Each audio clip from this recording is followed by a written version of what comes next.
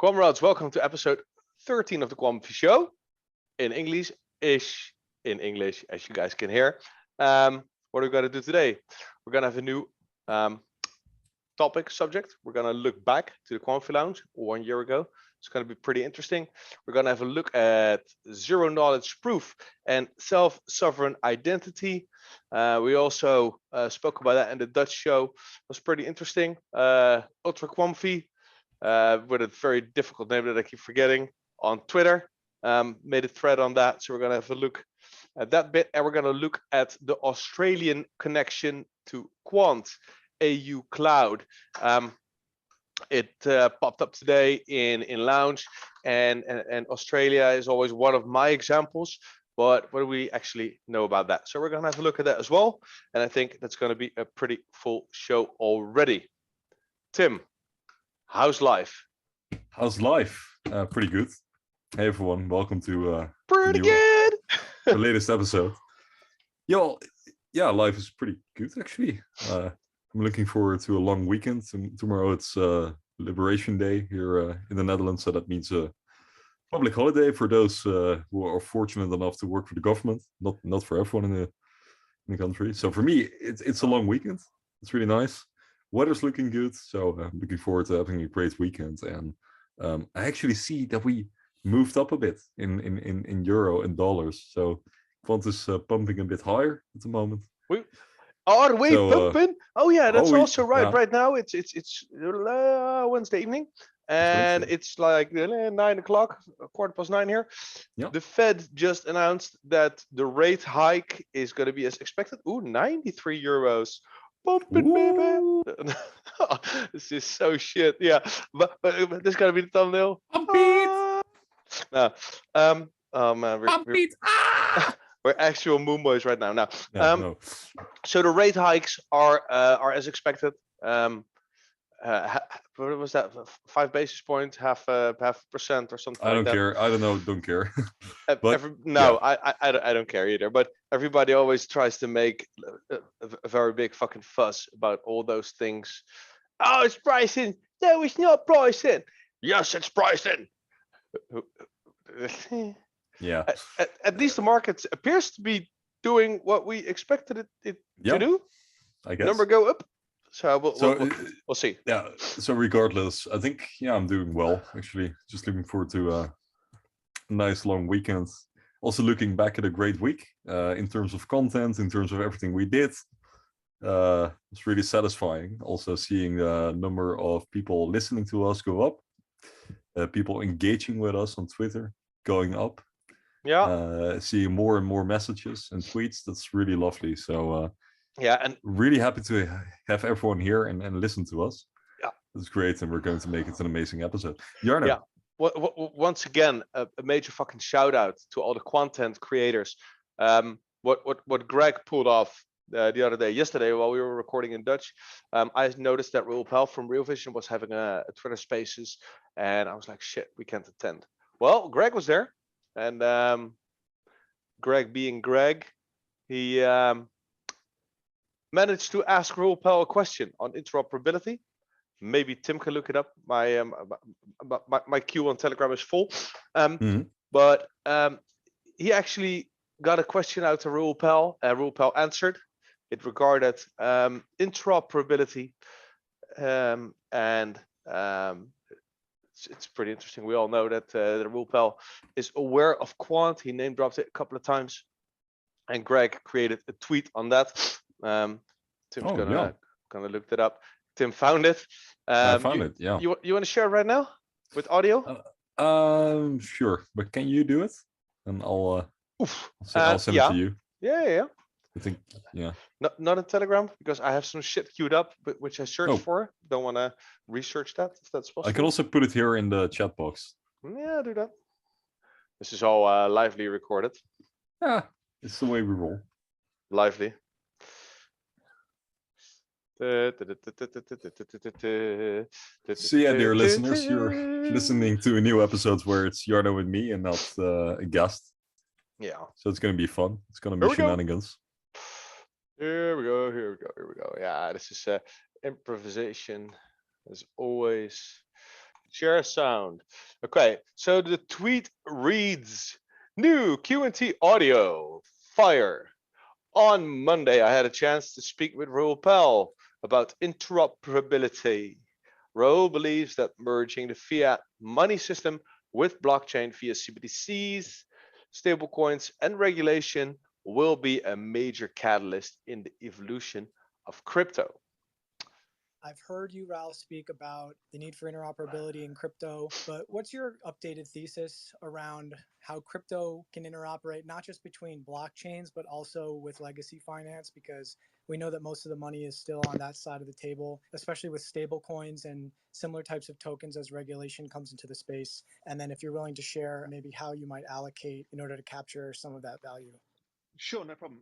The ability for me to send you $1 or an NFT or anything, any value, we're not going to care what chain it's on soon. It's just not going to be part of the conversation. That's interoperability. The scale of interoperability comes with central bank digital currencies and stable coins. That scales this massively because then you're operating with the existing financial system in a way that is compliant with regulation, and it just becomes all super easy. We can integrate the DeFi world into that. And before you know it, you build networks on top of networks. And the network of money that exists for fiat money, if we can leverage that network as well, we're going to see even faster acceleration of adoption that you and I can't believe right now. Because that's when you get from 300 million right now to 2 billion in seconds, because suddenly the EU or the Fed or whoever it is starts using blockchain rails for central bank digital currencies, whether they are private sector stablecoins or whether they're their own networks. I just choose a basket of stuff and hope it's in the right direction because nobody actually knows. It's very early days, but interoperability is just going to drive the entire space forward.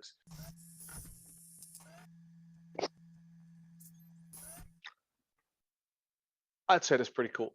I think Craig did an amazing job on putting in a question and gathering the intel in this way. I think a lot of people were really excited to read this in the Quamfy Lounge, and I think we can expect Greg to pull off more of these types of Stunts. What? Stunts. It's a Stunts. stunt, right? Yeah. I think it's amazing. I think it's amazing. So that's pretty cool. What was the context? What was shared again? Can't remember. Doesn't really matter. Let's see. I queued something up. Last year, May. This is going to be a new topic for the show when it's just Tim and I. What was sentiment in lounge 1 year ago? I put the link in the description.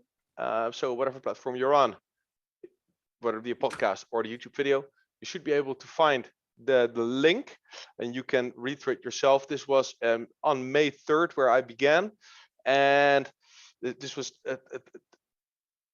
pretty busy times in the Quamfy Lounge. Right now you got an average of about a couple of hundred messages a day, but these were the times when we sometimes hit well over 2-3K. Let's just scroll through a bit and see what I did there. Let's scroll through there a bit. This will make sense in a bit. Okay, so we have some people there with deleted accounts. The amount of QNT isn't fixed. The fiat prices. There's this nice little discussion going on tokenomics. That's a recurring subject in the Quamfy Lounge. I feel like if you don't show the date, it feels like this could be yesterday. Honestly, Yeah. it's always the same stuff. I feel like I'm always reading through the same messages. Yes. So we got the token utility overview. I think we addressed this in English as well, didn't we, Tim? We did. Yeah. The tokenomics, so the enterprise licenses, developer licenses, platform fees, identity and account, transaction processing, application users, gateways and staking, and the investment and store of value. That thing you can call it up in Quamfy Lounge by with a command. I forgot the command. And what we read utility, I think. Yeah, and what we read here is, damn, True just dumped. Anyone seeing the True chart? Is this actually a rug? Truly dead. LMAO, really? And and it goes on for a bit. Yeah, minus 80% in minutes. What the fuck? And then you got the chart here, and it reads Truebit back from $1.28 to 37 cents, and that was after the recovery. Imagine selling 4K QNT today for that coin and then getting rugged. Yeah. This was a very, very interesting day. Also for me, I was also well into True. Oh dear. That was the ticker. Was very nice weather in the Netherlands, and there was this very interesting talk going on about this bonding curve, where nobody really understood it because nobody could explain it, but it was absolutely the thing. And for the duration of the day, price just kept going up in a 45-degree angle, as you can see on the chart right now on the screen. Look up Truebit, dollar sign and then TRU, then you can see it for yourself if you're on. So it was just a day of happy monkey noises. You always make the monkey noise. Yeah. And yeah, I sold a bunch of other stuff that I had. A bunch of my shitcoins. Was one of my shitcoin culling days, and in the end of the day, I had about 15k euro in Truebit, and I was at home here celebrating and just having fun, chatting with a mate of mine. And when I finished the call and I looked at the chart, it kind of recovered already. But eventually we were like up to, like $1.20. My average buy-in, I started buying at 18 cents or something. My average buy-in was a little bit higher, I think around 60 cents euros. Mm-hmm.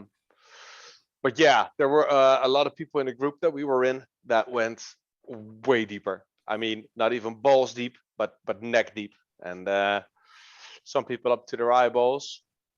So this was quite a shock. It was really interesting because this was also the time when QNT was ranging for a while. Or $40 stablecoin. Yeah, that was that time. So and this is where it becomes QNT and Quamfy related again. Yeah, somebody sold 4K QNT, actually dumped the price of Quant with a couple of bucks with that sell to get in onto True. It recovered slowly. I eventually even made a little bit of money out of it, but it never recovered. And it was not a rug pull, but it was a very smart trading algorithm of somebody with really deep pockets. They had a very elaborate thing going on. It was a very elaborate scam. It wasn't really a scam. It wasn't really a rug pull, but somebody just played the sentiment, played the market, and offered coins out of his own bag or from his own contract, and bought those back. And every sell that was initiated was compensated with a buy. Like I said, really elaborate. Nobody could explain it, but it was supposed to be quote unquote a bonding curve. And in the end, a lot of people lost a fuck ton of money. That's interesting, though. I mean, this happened on the 3rd of May. Yeah. And yesterday we, when we did the recording for the Dutch episode, we looked back at the Dutch chat. And that was on the 4th. No, yeah, we were looking at the 3rd and 4th of May. But in the Dutch chat, nobody really was talking about Truebit. Everything had to do with Doge and all those meme coins. And the idea there, at least, was that everything was doing fine, everything was doing great, except for QNT. And that you had to get in on meme coins. But then reading this is totally different. So this is the other side, right, of meme coins. It can rock interesting in a minute. Yeah, but we should scroll down and see a bit. But because I think a year ago we really had that idea. Those were the days, just like I said yesterday, those were the days of having Elon on Saturday Night Live, being the Doge father. He was anticipated to be going live on the 11th of May, something like that. So the price of Dogecoin was pumping. I think Doge went towards $1. At some point, remember, you had these headlines that Deutsche reached a market cap of around 40 to 50 billion dollars. Well, that was unsustainable. But a lot of people were getting in on Dogecoin and all those other memes regardless. So that was a really interesting time. But yeah, you also clearly had stuff like this with true rocking and people from our community losing a lot of money. No. And then the weirdest of that is, I know some people who were involved and they weren't stupid. They were really smart people. So it just baffles me how even the veterans, in a way, the training veterans, make these kind of mistakes. Oh man, they the are greed, driven by pure greed. Indeed, the greed was so high. The greed was so high, and there was doubt. There was so much doubt. I remember saying to myself, and also saying out loud to my dad, this cannot be. This can't be possible. I'm gonna put in another 2-3K. Now this is ridiculous. This is just madness. Nothing can go up for 45 degrees for an entire day. I'm gonna put in another 3K for as long as it lasts. That was the sentiment. That was my thinking, and it was a very, very, very valuable lesson. And there were other people with me that said, "Yeah, no, this can be right." But the longer it kept going, the more convinced we all got that it all must be real. Why would somebody let it go on for so long if it was a scam? Well, they did, and somebody cashed out very well. Yeah, but didn't we see the same thing in September with us? Like, we were going up for days. Yeah, it's kind of different, but it's the same thing still. Yeah, it's interesting. Well, let's. This chart was literally 45 degrees, and every buy. Well, you saw the picture up there.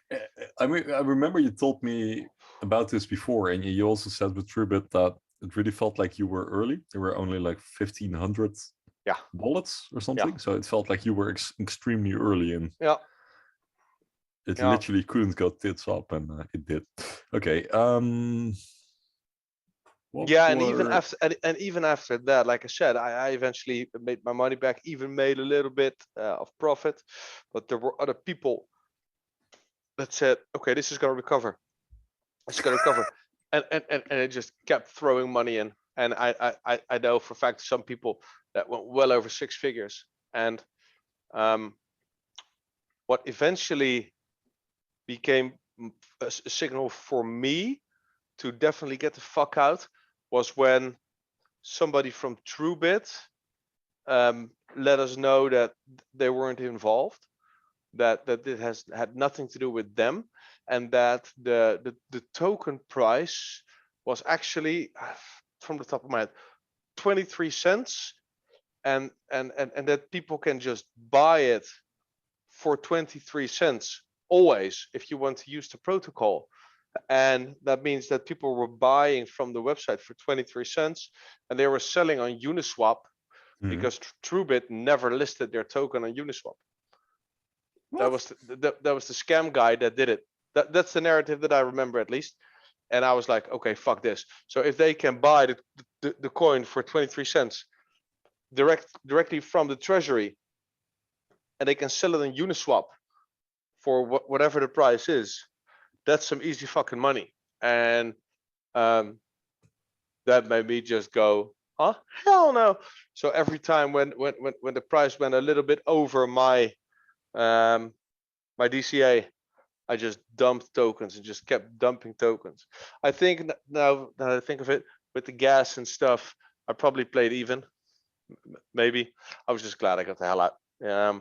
Swapped it off for QNT, and eventually that helped me out because that was my luck, because I had a bunch of ALBT, HTR, VXV, ZCX, and I sold all those tokens just about at their top, and so that kind of paid for the Truebit adventure, XCM as well, and when I scaled out of Truebit into QNT, all those bags were gone, and that appeared to be kind of all-time high-ish moment for those tokens.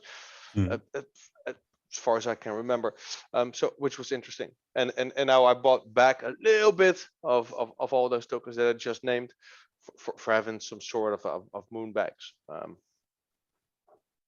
But 99 point something % quant right now, and I've never been Nice. happier. Let's keep moving through the chat, because everybody's obviously was safe, Moonboys, the other day, through today, here will be new one next week. No, that was actually, yeah, how you should read it, how it is written. Was safe, Moonboys, the other day, through today, there will be new one next week. I can make more of it. Hopefully this encourages folk to invest in real projects instead of hyped up fuckery. It's been getting plastered all over my Twitter timeline for days, rip. It's a very nice clean line. You see here a gif of somebody throwing an egg in the wind and then catching it with his face. How do people have the money to buy 8K QNT and FOMO all into something like that? I mean, if you buy it around 50 cents, 8K QNT isn't that impressive.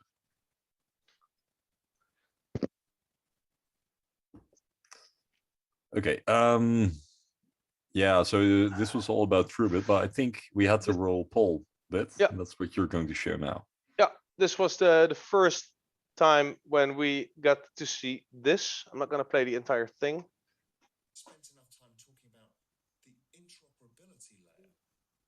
Now, how I describe this is, you know, we kind of started this whole crypto journey back in 2013, for me at least, with Bitcoin, and then Ethereum came, and then we've seen these other tokens. Some have survived, some have failed, this big ecosystem. And people say, well, this has got a great case for that. This has got a great case for this. And then there's a group of people. Okay, we're going to watch the whole thing. But a big development is people saying, you know what, it doesn't need to go on one protocol, and we'll build a layer that allows all of these things to work together. So what this means is, I'm talking to you. I'm using a microphone of which you don't know what it is, that condenses the sound and records it on a system that you don't know what it is. On a computer, you don't know whether it's a Mac or a PC. I'm using an internet of which you don't know what the type of modem it is. You don't know any of these things. And I can have a live call with you on a phone, or I can have a Zoom call, and you don't know or care. I can send you an email. You don't know what system I'm on. You just get the email. That's interoperability. It's one of the key features of the internet and what made the internet so successful. That is coming in crypto, and it's coming fast. We've seen on Real Vision Crypto things like Quant Network, you know, Polkadot, Chainlink. These things are huge because they allow different things to move around across this ecosystem. We're seeing it in the gaming metaverse where a token or a skin can go from one game to the other. And those are different languages, different protocols. Some are on blockchain, some aren't. It's extraordinarily exciting. So the wave of the future is, you're not going to know that some of these things are built on Bitcoin or Ethereum or anything else. What you care about is the end application, and we're coming closer to that. Yeah, so in this video, he drops Quant Network. The video is also here. We also have seen the snippet. It's been posted today in Quamfy Lounge again. Really? Yeah, I believe it is. This is Okay. a pretty common. Could also be Council or one of the 42 other quant groups I'm in. Yeah, it's one of those things that you see coming back. Apologies for the volume, by the way. It wasn't you. It literally was the video that wasn't as loud.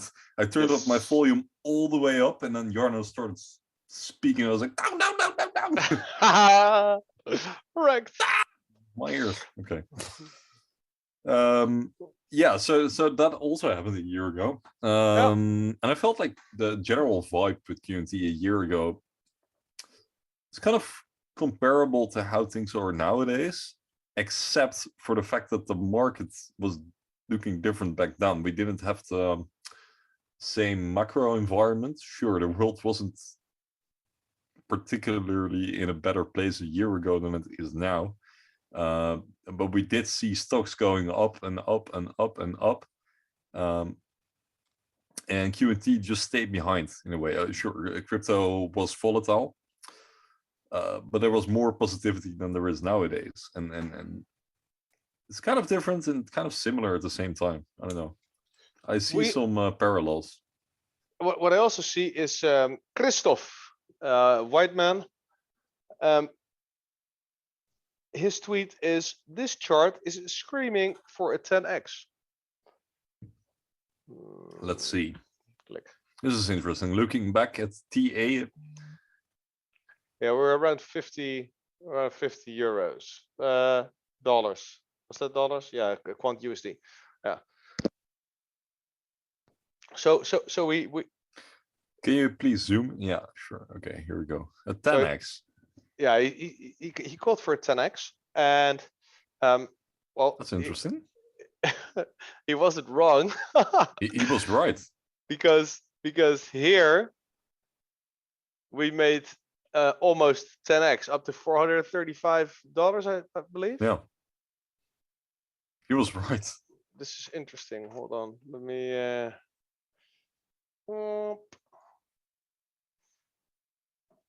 Yeah, Whiteman Ultra Moonboy was being called oftentimes.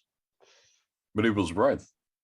That is special, especially if you look at the price at the moment of the screenshot. It was $39.44. It's the ultimate $40 stablecoin, and the 10x was exactly what we reached to the date of all-time high. That is really interesting. I always discard TA, but sometimes it is. Granted, he has been calling for a 10x ever since. He did. And eventually he got it right, but I think it's interesting. Sure, and I wanted to give him that, so I posted it in the Dutch group. The amount of gifs. Jesus. If you look at the right side of your screen, I just only see gifs. Oh yeah, these are my gifts. Yeah, I love those. I have also a special Quamfy meme folder in my cloud. Oh dear. We're influencers now, bro.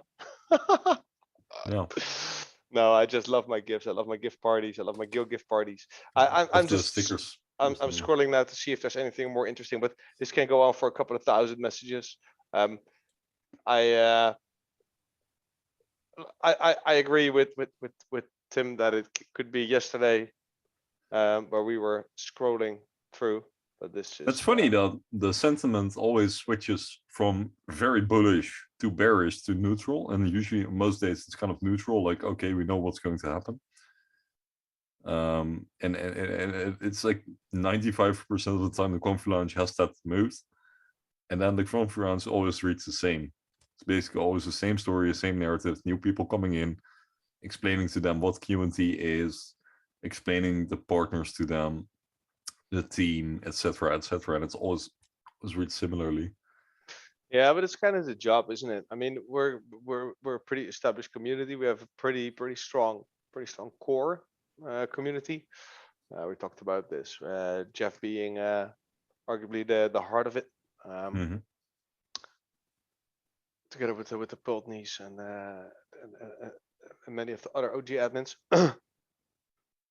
But people come and go, and there's thank God always new people coming into QNT, and the upcoming years, man, the upcoming years are gonna be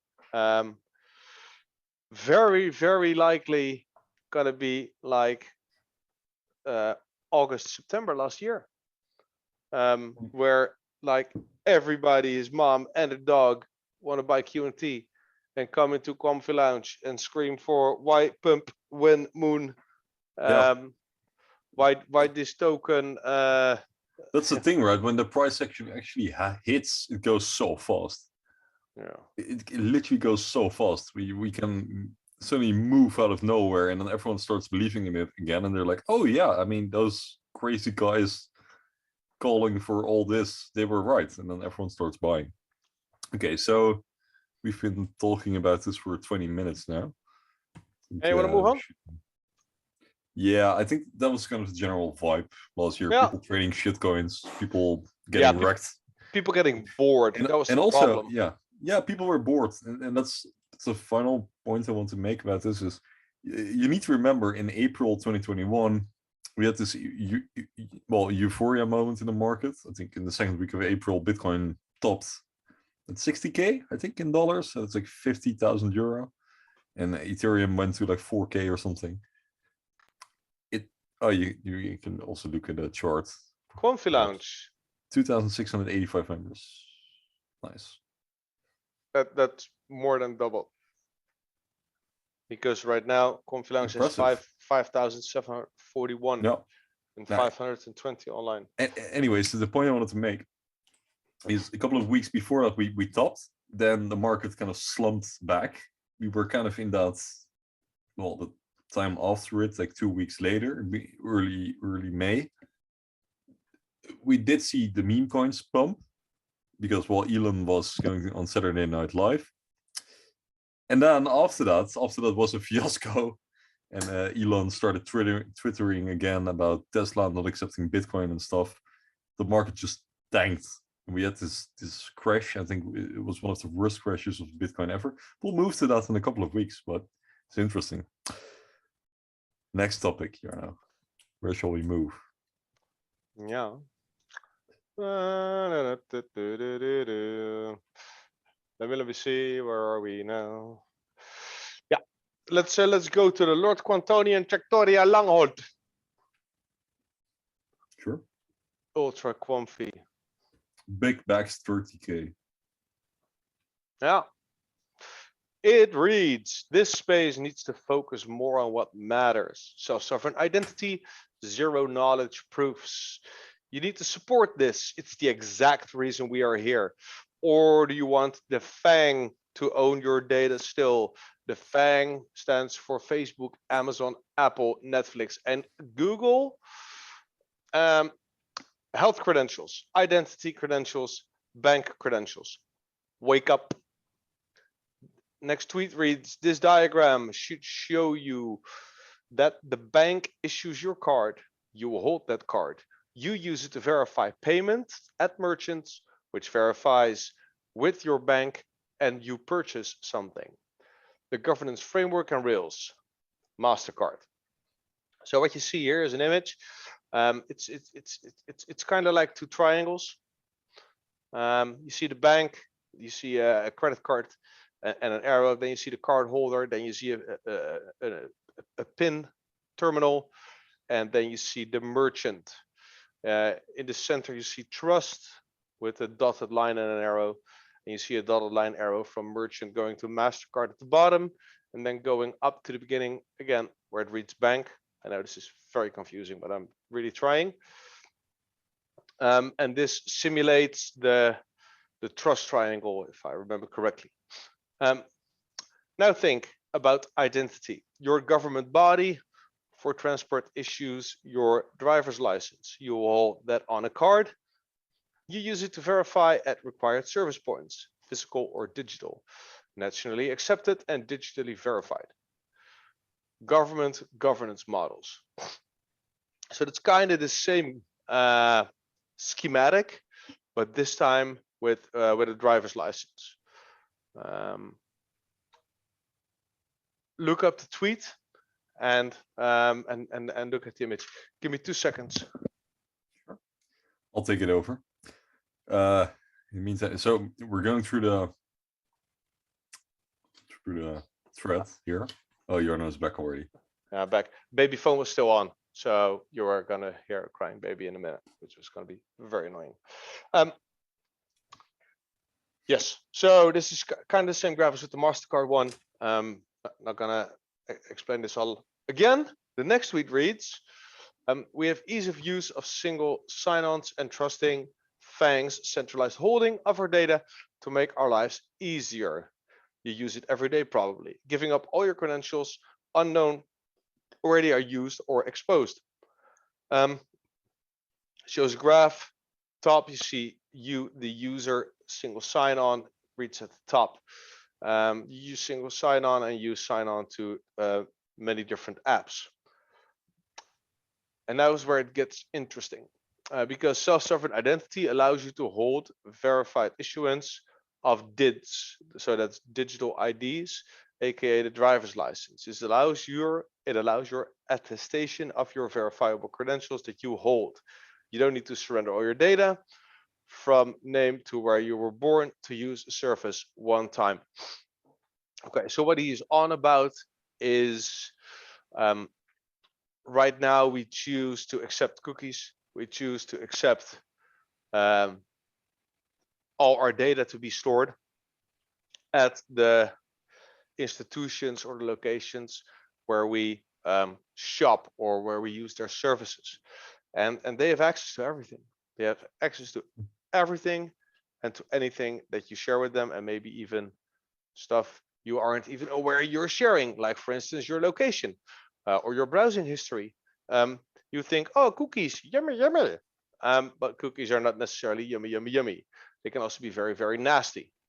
And you can give them all sorts of permissions that you're not aware of, especially if servers are not located in a country where you live. I know there's a huge discrepancy between the EU and the US with the GDPR and whatever the US does to quote unquote protect their citizens. My favorite example was Lolly. I did some research to Lolly when I worked at Backify, and there's a reason Lolly is only offering their Bitcoin cashback services in the United States. It's because in the United States, they can use all the data of their users in whichever way they see fit. And if they want to do the same with the EU, they simply cannot, because we are protected in a different way. Other example of this is Facebook has all their servers with data on the US side of things. The EU wants all the EU data to be stored in the EU, so they are compliant with GDPR. That was a thing as well. That alone should raise some alarms.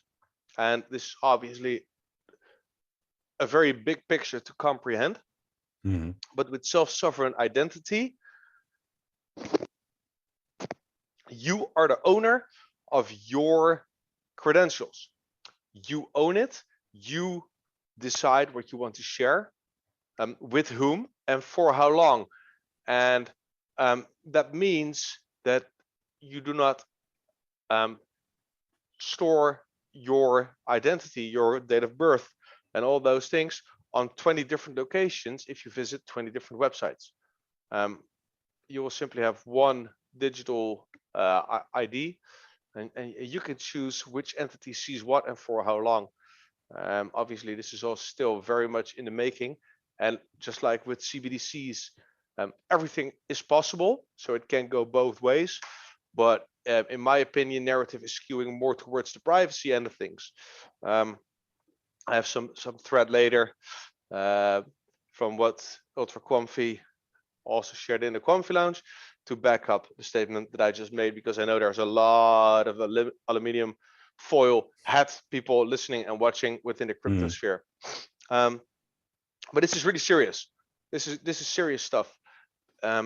Everything you share, that is their revenue model. If something is free, then you're the product. You choose to give them information about yourself, so they can target their marketing arrows and their products at you and your family. And with SSID, that will become different, and it will also have more potential. He'll explain more on that in a bit.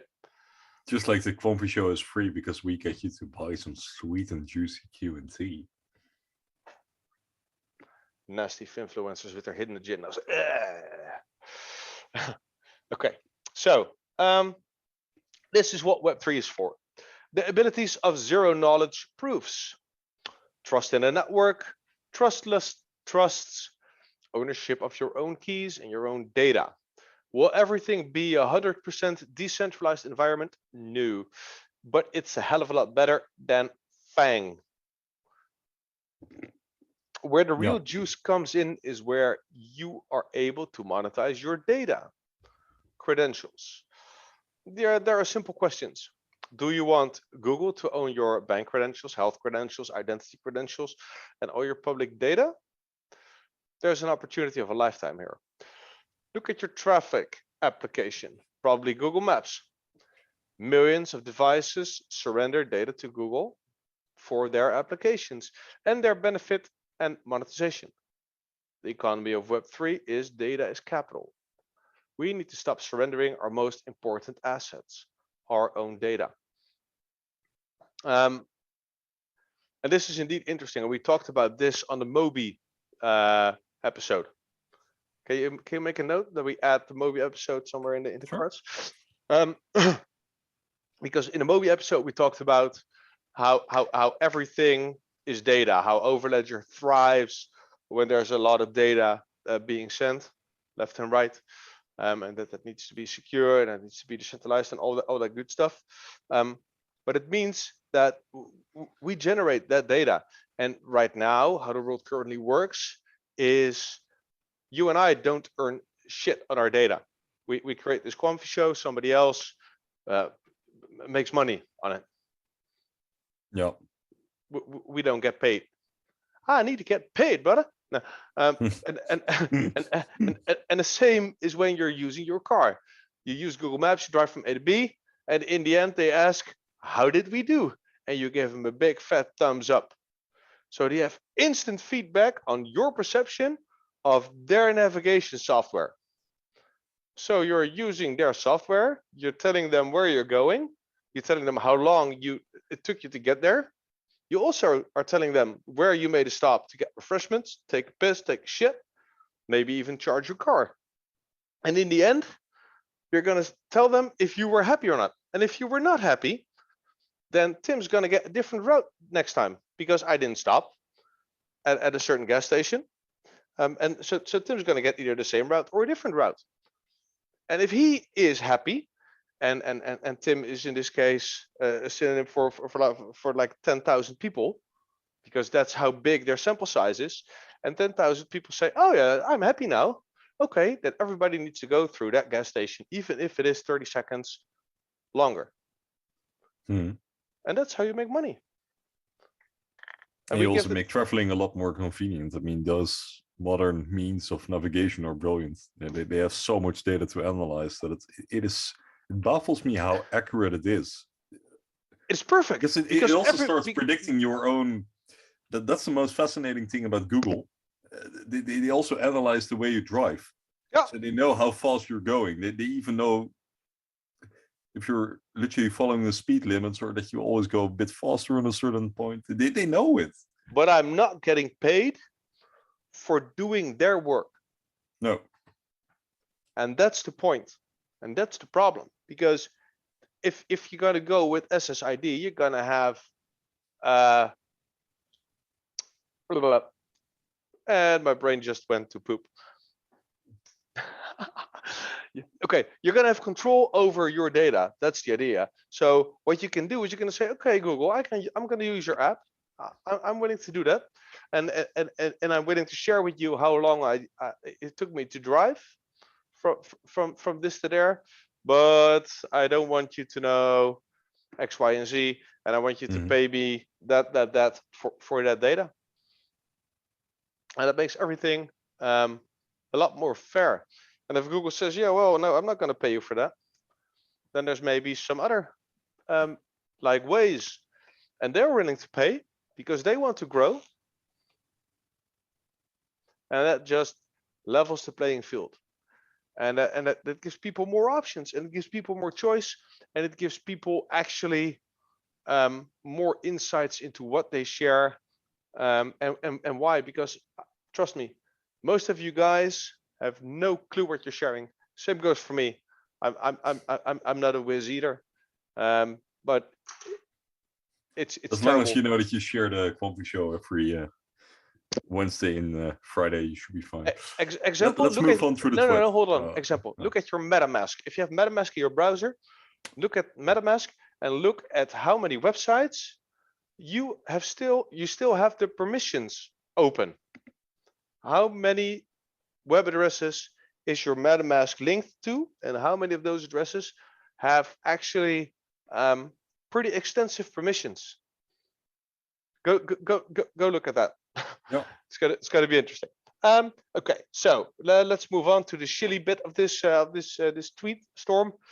There may be many initiatives, but I follow Check D, who are doing great things. If you're not supporting this kind of movement, I'm not sure you understand the potential shift of this technology. And it's going to happen regardless. Banks don't care if you use FANG or not. There are two critical necessities in this new space. One is interoperability. The second is SSI, so that's the self-sovereign identity. And they're coming for globally adopted standards. There are people tirelessly providing major research on these topics. I don't get enough engagement to spend my time doing it. If you don't know what Quant and Check are doing, then you need to do some serious thinking about what you're doing in this space. Yeah. Collaboration and competition is a must. The future needs to have scalability, survivability, portability, interoperability, and the technologies are there and they need to be enabled to allow choice.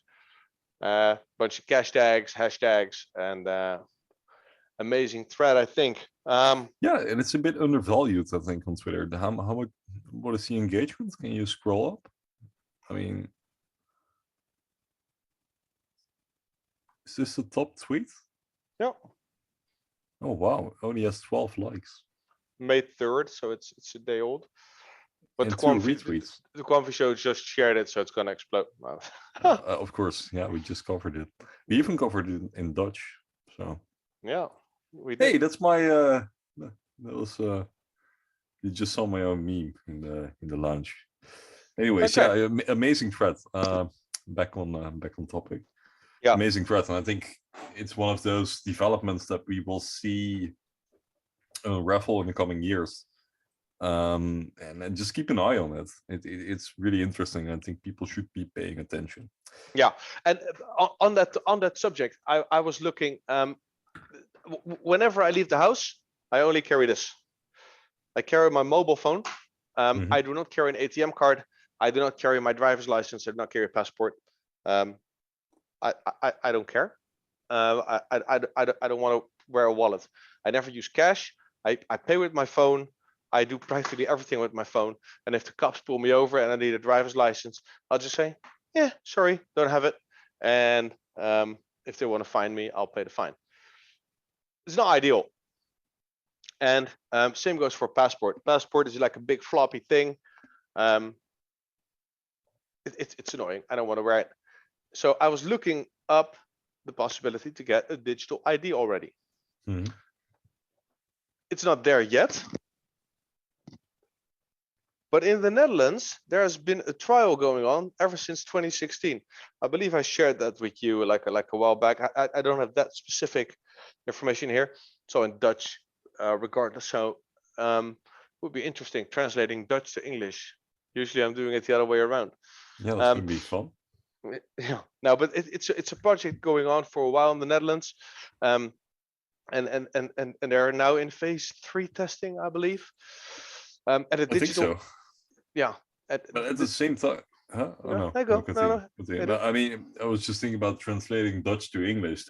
We are qualified for doing that.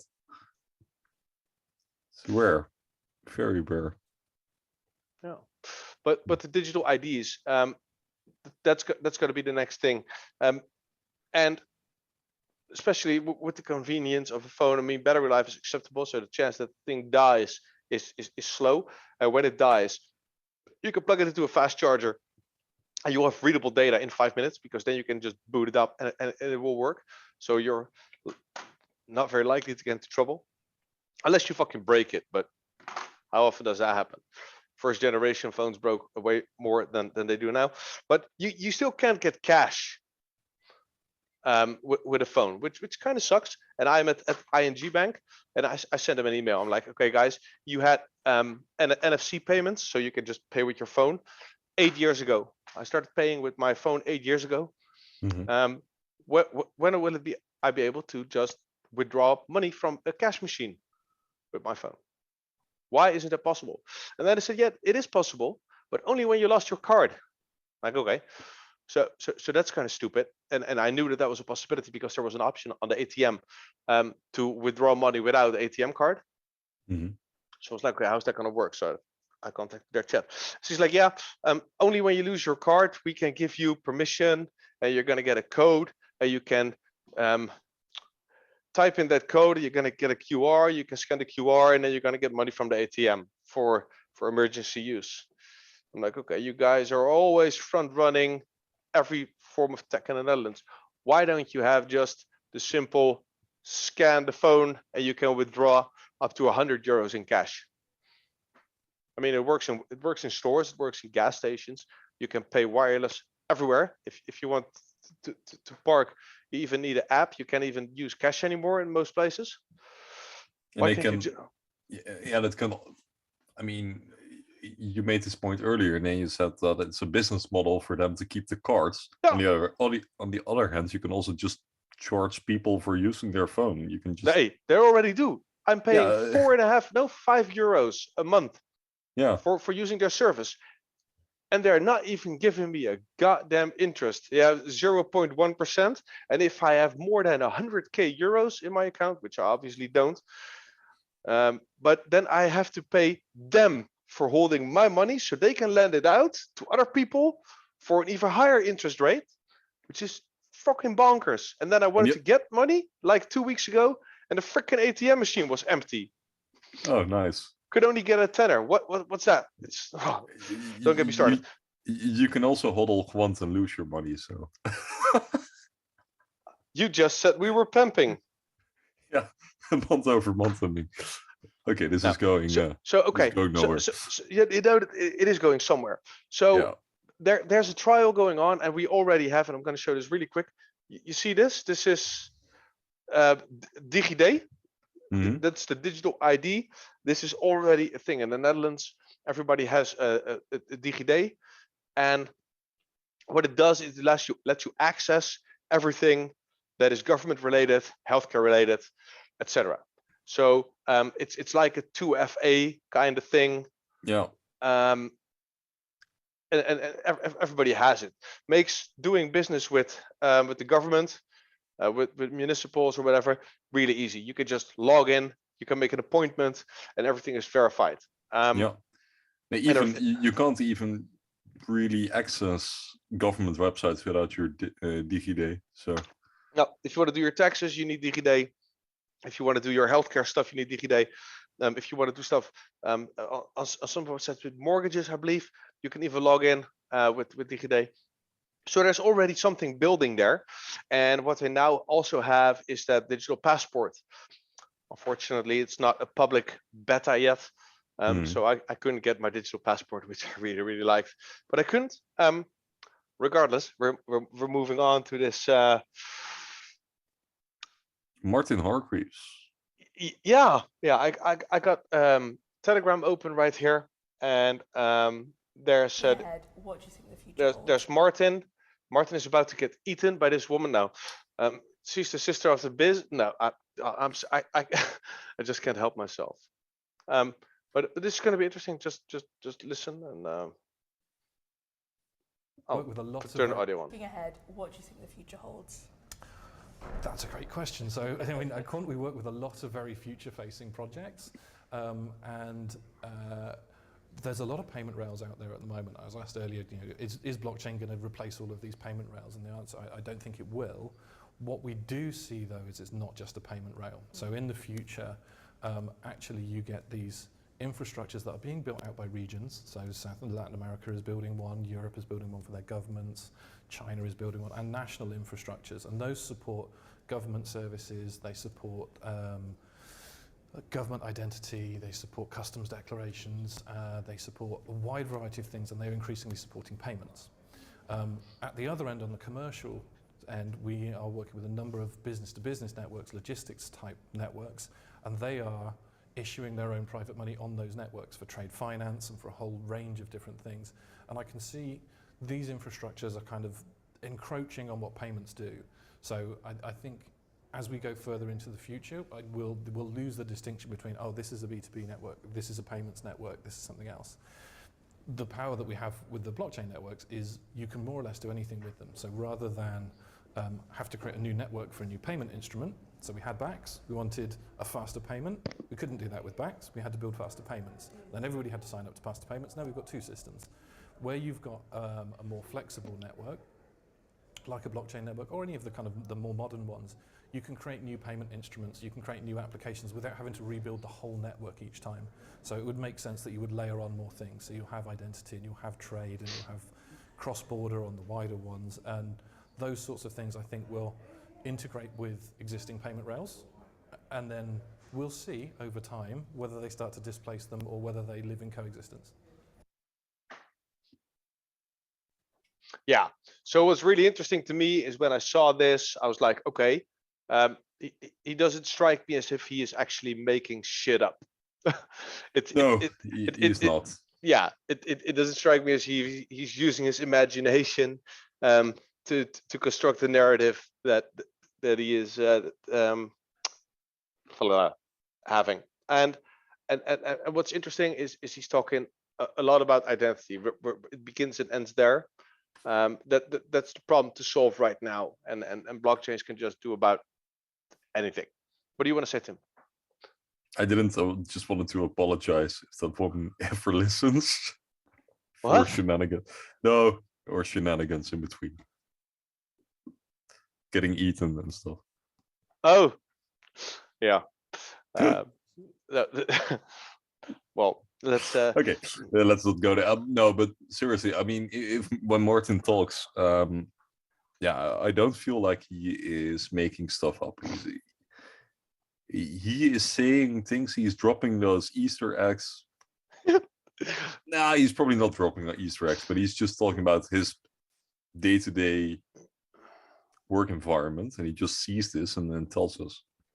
So pay attention, people, because this is going on. Yeah, and like he says, it's like a layer cake, and you can just add stuff to it, and especially if the interoperability is there. And I thought in this clip, maybe I missed it because I zoned out, but there's also a fragment of him talking about how important identity is, and being able to trust or to not trust, to still have trust, and that kind of goes hand in hand with what we're talking about here. The EPSI side of things, is this here? This no. There was this graph that we shared, and we talked about this with Bas as well. LACchain and EPSI are going to be public permissioned, and that's kind of like sorry guys, I'm still have a cold and I have this mucus going on, so sometimes I just stop talking, flip up my mic, need to cough, otherwise I'm going to sound like a crazy frog. So yeah, Ding, ding, ding, ding, yeah. Ding, yeah.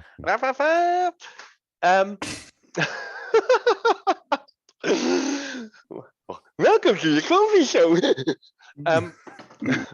My God, where was that? Oh yeah, public permissioned.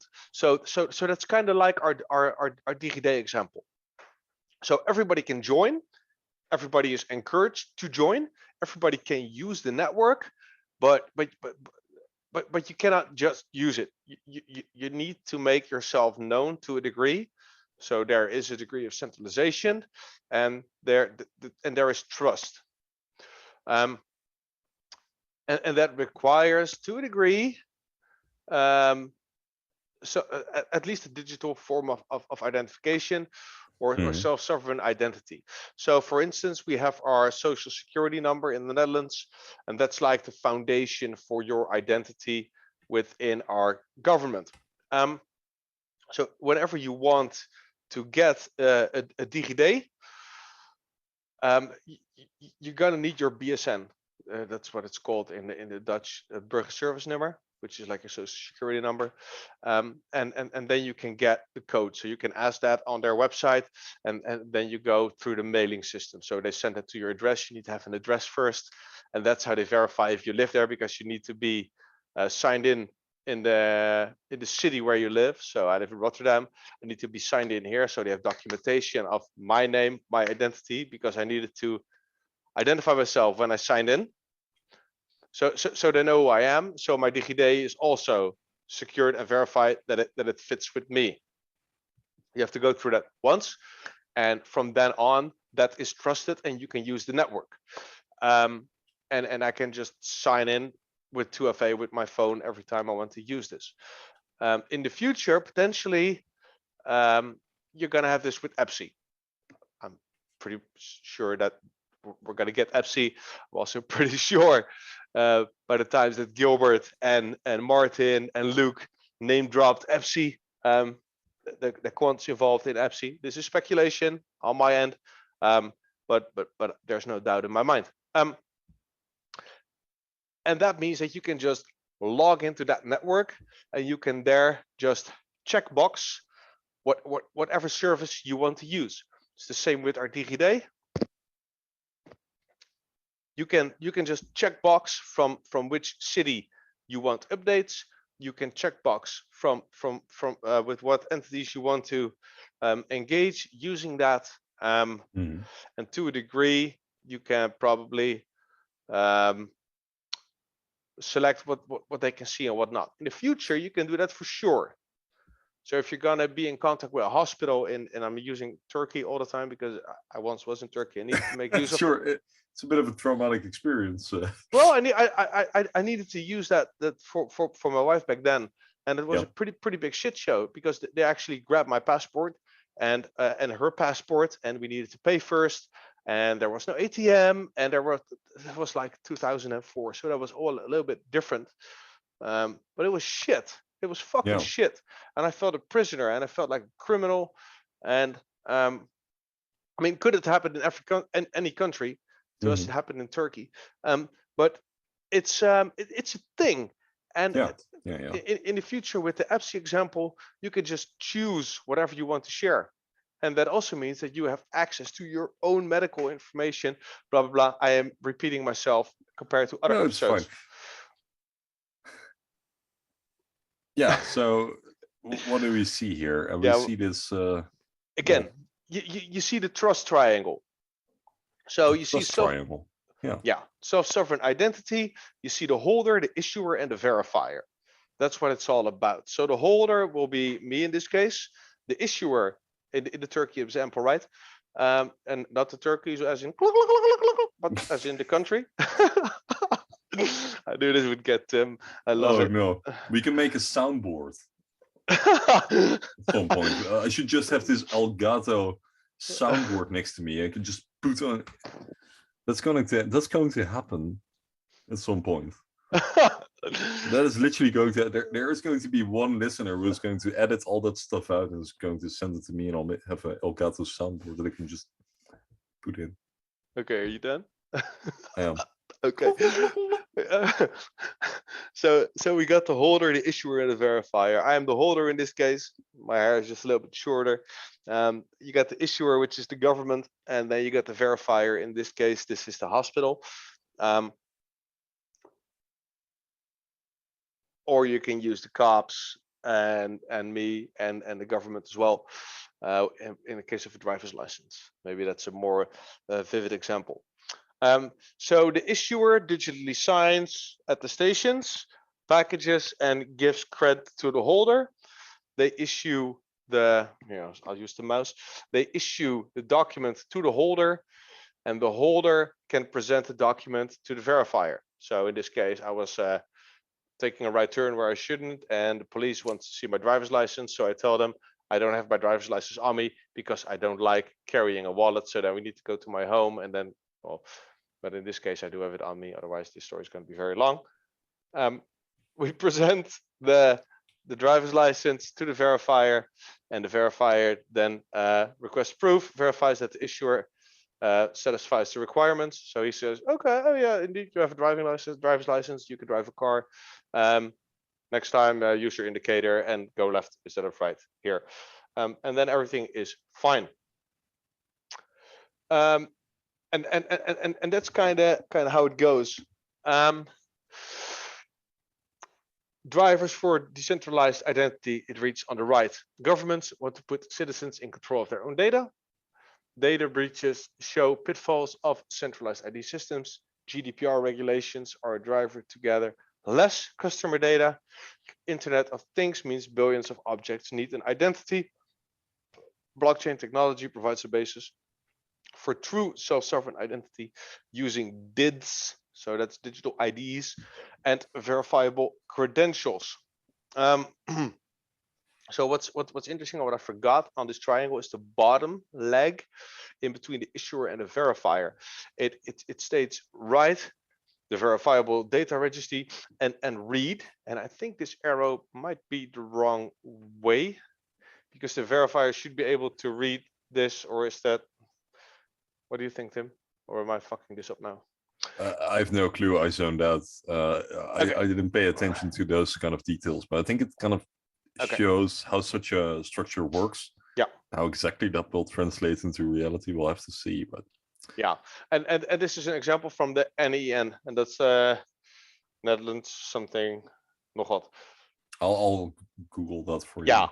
And here it reads, this is the next slide, the Dutch Trust Network, SSI infrastructure for the Netherlands.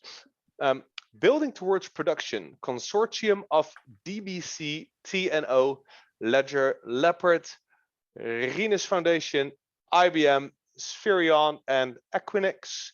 Test network based on Hyperledger Indy and DIT standards compliant with GDPR.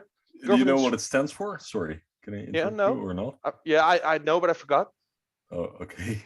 No, it's okay. So it translates in Dutch. It's the Stichting Koninklijk Nederlands Normalisatie Instituut. So in English that would be the foundation, the Royal Foundation of the Dutch Normalization Institute. So like it's like a Dutch standards board, a standards committee. Yeah, the NEN. Yeah, that pushes for standardization. Yeah, so it's kind of like the Dutch ISO thing. Exactly. Yeah. Yeah. Okay. Ambition and roadmap: onboarding, launching, customers, healthcare, work and income, financial interoperability with EPC, ID Union, Findy, sovereign standardized wallet APIs, connect to international use cases, EIDAS, and connect to legacy infrastructure. Example given, government EID, and that's what I was talking about. The EID is the electronic ID, or is it e-passport for electronic, which is really interesting. Legacy infrastructure, EPC, wallet APIs. Okay, what you see here is a technical committees and working groups. Blockchain and distributed ledger technologies. Delegates of each national standards body, NSB, participate in various working groups in Technical Committee 307, Blockchain and DOT. And Technical Committee 307 is also known as TC 307. And oh, I just broke my pen. And we all know who the founder of that technical committee is. Co-founder. Dutch organizations can participate via NEN. Find your national standards body, NSB, and that's probably a hyperlink that I cannot use. And what you see here is a graph, and it's 4 bubbles. It's a big bubble in the middle, which reads ISO TC 307. It has a bunch of bubbles with abbreviations in it, reading WG1 to 4, and then WGN. And it reaches out to NSB #N, NSB #1, NSB #2. And I have no clue what that means. So basically it means that each working group of TC307 is constitutes of those members of those national standard bodies. So for example, working group 1 can exist from members from all those national standard bodies. So name any country, they together form a working group, which if you take all these working groups together, they form TC307. Thanks. He's my performo IQ. No, I'm just never mind. I can do that. The Turkey voice. What you see here is the SSI translation service, alternative approach to SSI interoperability. What you see in the top left is network connections, and you can see that when there are 2 nodes, there's 1 connection. When there are 3 nodes, there are 3 connections. When there's 4 nodes, there are 6 connections. And when there are 5 nodes, there are 10 connections. And that's kind of like Metcalfe's law in a way. Or it is Metcalfe's law, or is it? Yeah. Yeah. And in this case, you see a pentagram. So we're actually Satanists. So everybody was right. I mean, Oh. it doesn't necessarily have to be Metcalfe's law, but it can be any other network. It's just about network effects, and which one, I don't know. But I think Tokenizer and Greg Lund actually talks about network effects in their podcast. I'm not sure. I think they did. So check it out. Yeah, they did. We should put it up sometime. Yeah. For instance, what you see here. Oh shit, fat fingers. Oh. I have such a complex mouse that whenever I spasm out, then it does something like that. So we see Albert Heijn here. Albert Heijn is like a very big supermarket. Also a guy on Telegram. It's also a guy on Telegram. And you see that they're connected to Irma, Hyperledger Indy, a logo I don't know, Datakeeper and EPSI. And Hyperledger Indy is then connected to the city of The Hague and the municipal of Groningen. Did that hurt your ears? Groningen? Groningen. No, it didn't hurt my ears because I went for Scheveningse scholletjes this afternoon. Nice. What you see here is a PayPal of SSI. So the PayPal self-sovereign identity. You see the self-sovereign identity provider here. To the left, you see Albert Heijn, and to the right, you see the gemeente Groningen and the city of Den Haag, of The Hague. And underneath, you see how they connect to all the other names that I just said. So that's Irma, unknown, Hyperledger Indy, EPSI, and Datakeeper. And what they've written here is 1, SSI as a service for issuers and verifiers to not have to do the heavy lifting themselves. Sounds very Gilbertism-y. Users choose their own wallet apps with the look and feel they recognize, level playing field, and no vendor lock-in for wallet app providers. Gilbertism, if I ever heard it, and pay-per transaction business model. I think this is pretty interesting stuff. Lessons learned on interoperability is the next slide. It reads W3C standards, but in practice challenges due to varying DIT models. Interoperability is as much or more about legal and business governance as about tech. Start small, Dutch focus, but aim for a network of networks. Gilbertism. Still many opportunities for international standardization and cooperation. In the end, customer experience is what's most important. Interoperability can be a necessity for that.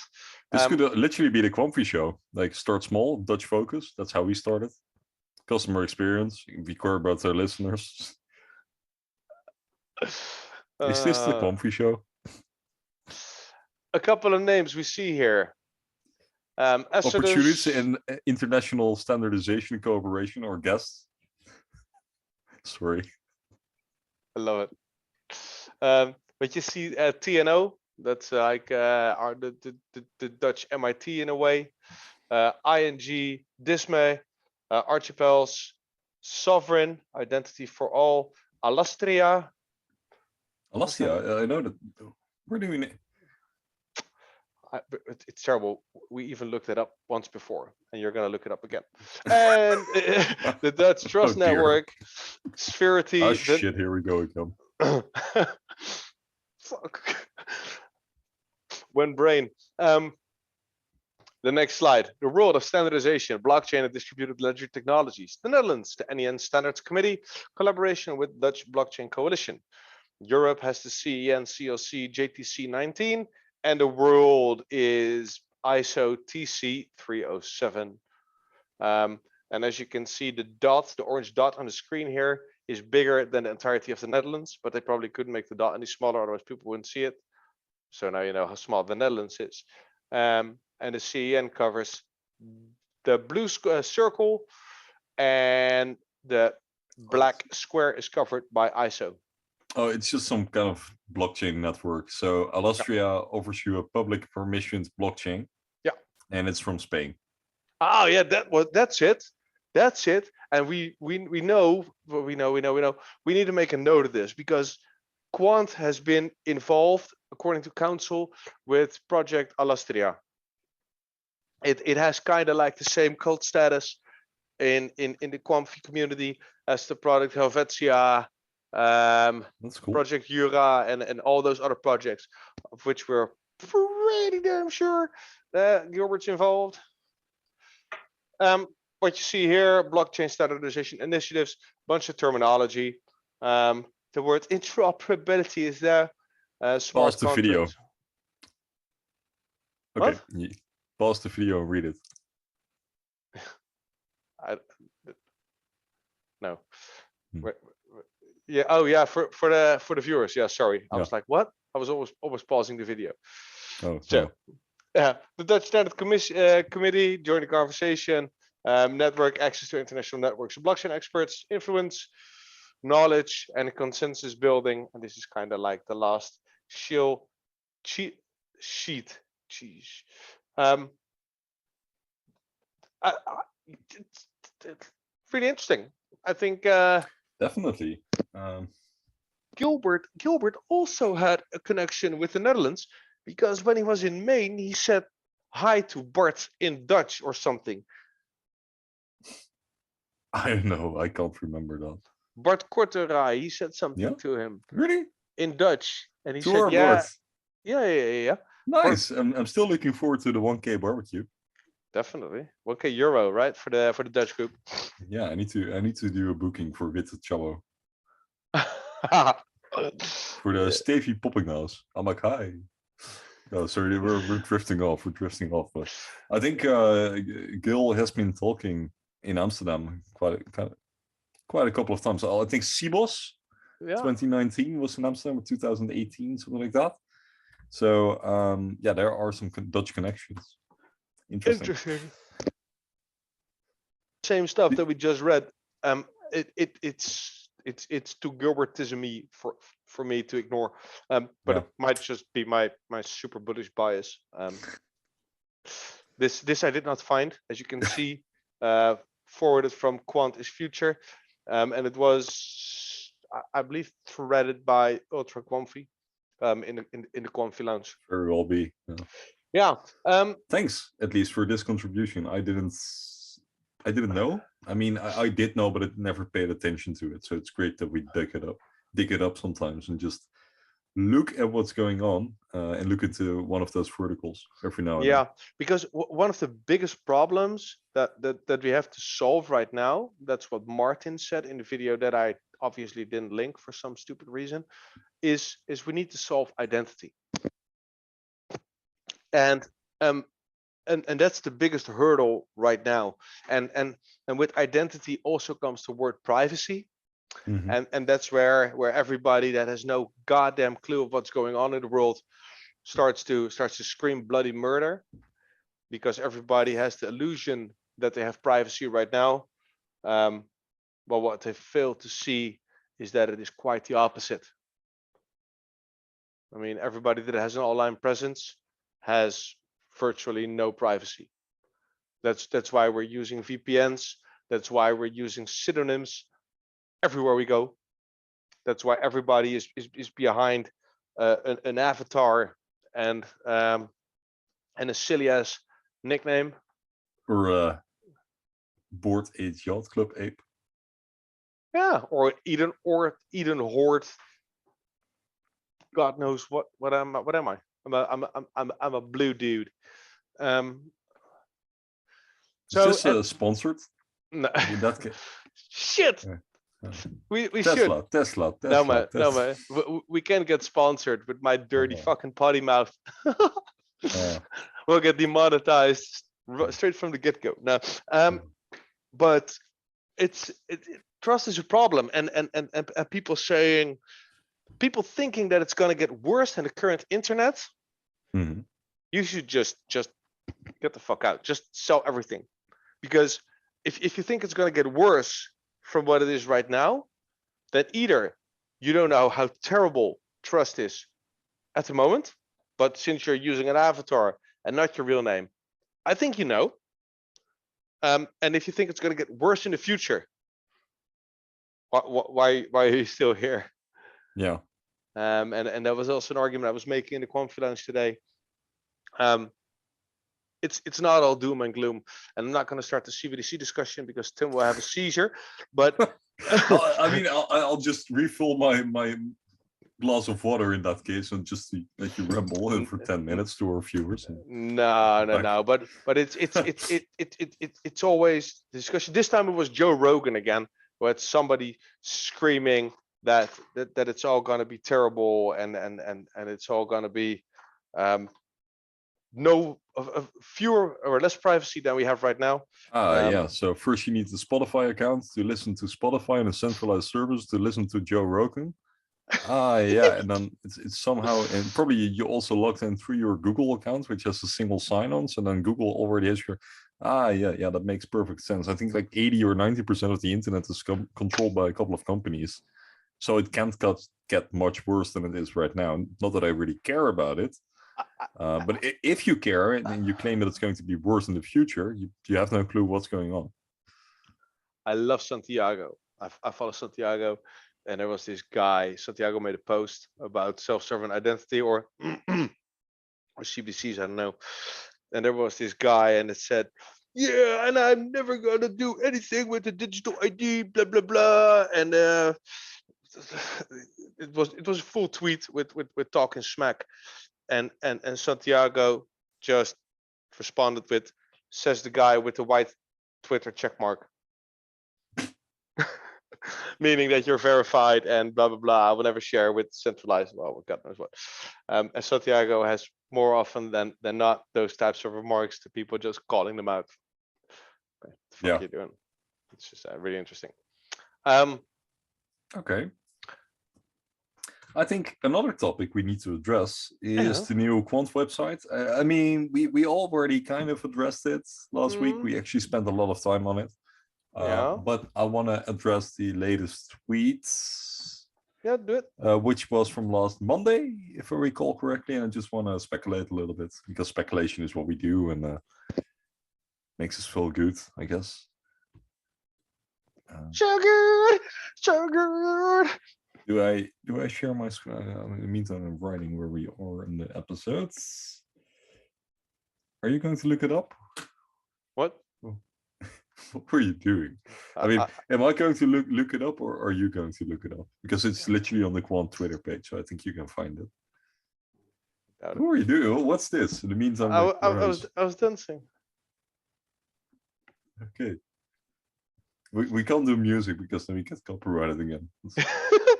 Well, not if you keep it under 43 seconds, I believe. No, I can put on elevator music while you wait. No, that's pretty good for Shenanigans. Wait. Yeah. Please don't. Please don't. Quant, it's the future of finance today. Let's see. Alastria 225 provides support for Polkadot mainnet through new standardized APIs. No. A digital currency must replicate the best qualities.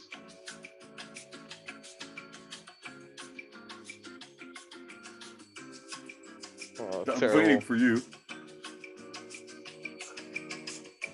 And turn it off.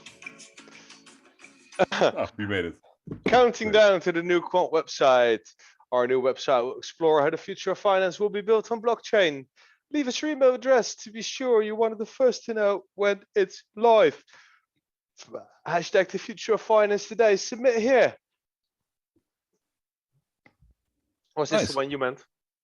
Yeah, I think so. Yeah, it's from the 2nd of May. Yeah, and then they say counting down to the new Quant website. So kind of the discussion was, at least on Monday in Lounge and in some other chats, like, okay, so what does counting down mean? When can we anticipate having the new website? Final countdown. Yeah.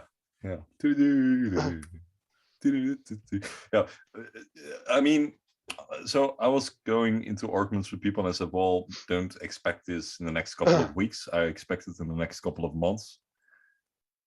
On the other hand, optimists like you said, well, it's going to be a couple of matter of weeks. So what do you think?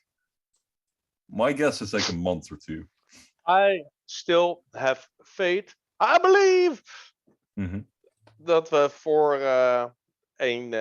before July 1st, gonna have maybe gateways. I hope, or at least a website. Yeah. I believe everybody has a right to run their own gateways. I believe it will happen before July 1st. July 1st. Okay. Yeah. H1. I have a dream. Yeah, fair enough. I think H1 would make sense. It would be something for Gilbert. Like, I always told you. I mean, I've said it from the beginning. Yeah. Yeah. You would probably say that in a video. I mean, I always said that. Never lied. You what, mate? Yeah. You calling me a liar? Yeah. Eh? Yeah, no, I mean, yeah, okay, let's say 1st of July then, I guess. Let's go for that. Sure, let's settle there. That's my guess. Oh man, is the Quamfy Show now crypto Eugening? I don't know, but it was just an interesting discussion. I was having this argument with some people. Yeah, no, the argument is, and I want to take this a little bit more home that we just did. You're not gonna hype a countdown if it's gonna take you 6 fucking months to finish the website. It doesn't make any logical sense because people have very short attention spans and very short memories, unless they're being duped. Then they remember ad nauseum. So I do not think we'll even have to wait a month. Personally, I think it would be a waste of resources. I wanted to say resources. It's terrible. Yeah, resources. I'm mixing up all my accents. So it'd be a waste of resources if they would be hyping this right now and they're not going to do anything with it until at least a couple of months from now. On the other hand, we've seen how impulsive Andrew is on Twitter. I mean, he got a lot of replies on his tweets. You know what I was talking about? I think it was on Joe Biden, and he tweeted that Americans should be glad that they have Joe Biden as their president, and that tweet didn't go unnoticed. So I mean, Andrew was kind of impulsive on Twitter. I don't think he's impulsive. I think he's just a troll. I think he loves stirring shit, and I see stirring Andrew sometimes just with his big bowl of shit and just stirring it so that everybody can smell it.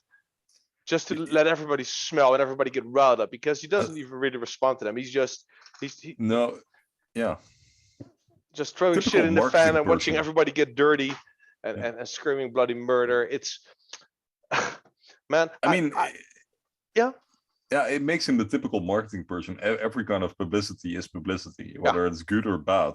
At least you attract attention to what you're doing, and that is really smart. And he has a history with that. One of his companies was a we love to stir shit up kind of company. It's on his LinkedIn. We'll look it up another time. But what gets me? You can join the Quamfy Show if you want to. Is why the hell do people give a shit about what some British guy is writing about an American president? And I asked the same in a couple of groups we are. Why are our Scottish Quamrades worried about what the hell Biden is doing or what people think of Biden? I just don't get it. Why worry? It's all. Yeah. I don't know. Yeah. And why complain about it in a private group? Go make yourself a nice little board, go naked and go stand on the lawn of the White House and tell him he's an asshole, but stop wasting my time with your I thought make yourself I'll stop wasting your time with my politics. I thought you were going to say go make yourself a nice warm cup of tea. That didn't happen. No, I don't do tea. So this is also the new branding in a way. What you see here. You see here, blockchain 101, learn how gas functions as a network fee, paid in a native cryptocurrency, but used to interact with the network. More in our blockchain payments glossary. So they made a glossary. You want to check that out a bit while we're here? Go ahead. Okay. So a glossary is, well, kind of like a glossary. Yeah, we don't have to know what a translate it. glossary You is. probably know what a glossary is. No. I still keep forgetting that we're now talking English to the native speaking Ja. people. Het is wel makkelijker. En not to the Dutch. Ja, verklarende woordenlijst. Dat. So, for many with financial services and payments backgrounds, blockchain may be unfamiliar and seem to present a steep Een soort learning dikke curve. van Dalen. However, it doesn't have to be that way. We've created a glossary of blockchain and crypto terms to help you better understand this exciting new world. There you go. Get a story about Satoshi Nakamoto. We're going to move on a little bit, and we start with the address. In brief, an alphanumerical string which enables the identification of a sender or receiver of cryptocurrency on a blockchain network. An address is similar to a bank account number in that it is uniquely associated with a balance of assets. This same address can be used for multiple balances of different types of cryptocurrency as long as they are all on the same blockchain network. For some blockchains, e.g. Bitcoin, digital wallet solver records the balances and creates a new address with every transaction. So this is an example of the address in the glossary, and this just goes on, and they'll probably start adding more and more to this list to help people navigate the, well, oftentimes, what's the word?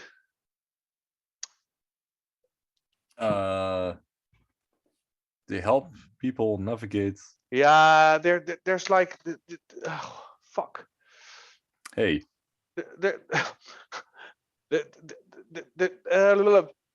There's a word for language Yeah. that's specifically used in a certain area. So in the financial jargon, that's the word. Thank you.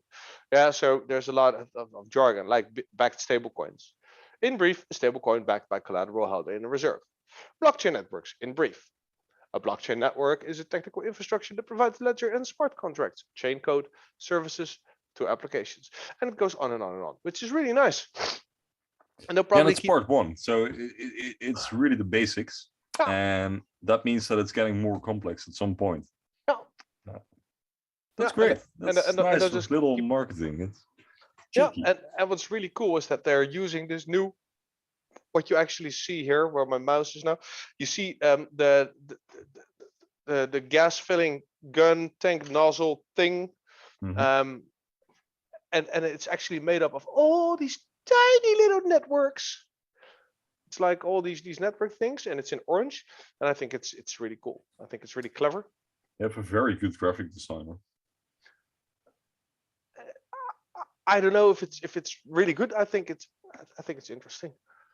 I have no clue about. I think it's great, honestly. I mean, I can do that myself. I mean, if you put me in Microsoft Paint, I will definitely not recreate. No, okay, but I don't know if it's catchy and snappy and sassy enough for the crypto degens.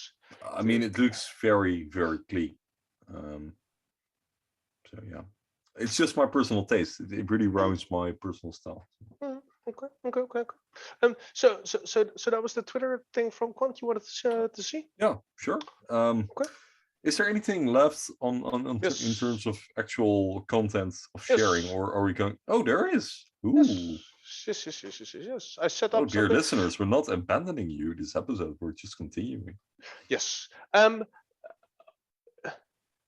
Australian government is one of the governments that I dropped here, that we knew are in bed with Quant. We just never really addressed how and with what. So what you see here is that I'm gonna just read the news article. So bear with me for a bit. It's an article from December 4th, 2018, and it reads: AUCloud and Quant Network partner. No, I'm not going to do this. Partner to provide world's first blockchain operating system for government and critical national infrastructure. No. You need to do it in an Australian accent. Yeah, I know. Ricky. AUCloud and Quant Network are pleased to announce a formal partnership to apply the world's first blockchain operating system to sovereign cloud computing, creating greater security and functionality for Australian governments, defense and critical national infrastructure.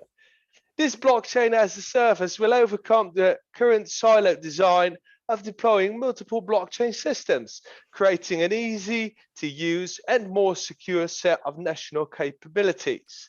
Scott Wilkie, director of AUCloud, stated that Australian government, Department of Defense and major industries are using or testing blockchain to interact with their supply chain, critical infrastructure, national record keeping and financial services.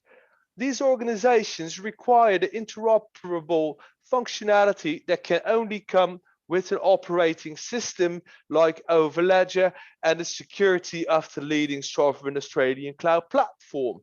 Without Overledger, none of these projects or systems will be able to communicate with each other or enable cross-party collaboration.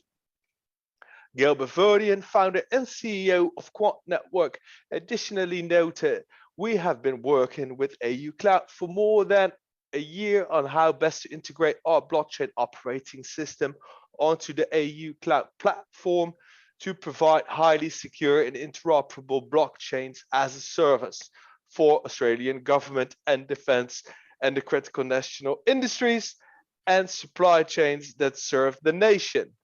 The idea for Overledger stemmed from the challenges faced while working in senior roles across definitive projects from both the UK and Australian governments, and subsequently led to founding the blockchain ISO standard TC307 in 2016.